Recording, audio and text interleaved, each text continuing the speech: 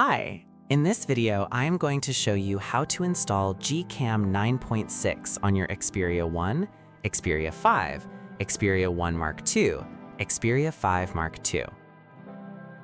Step 1.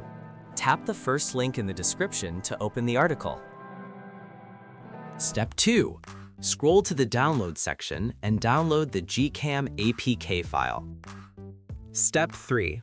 Follow the How to Install guide for step-by-step instructions. A video guide is also available.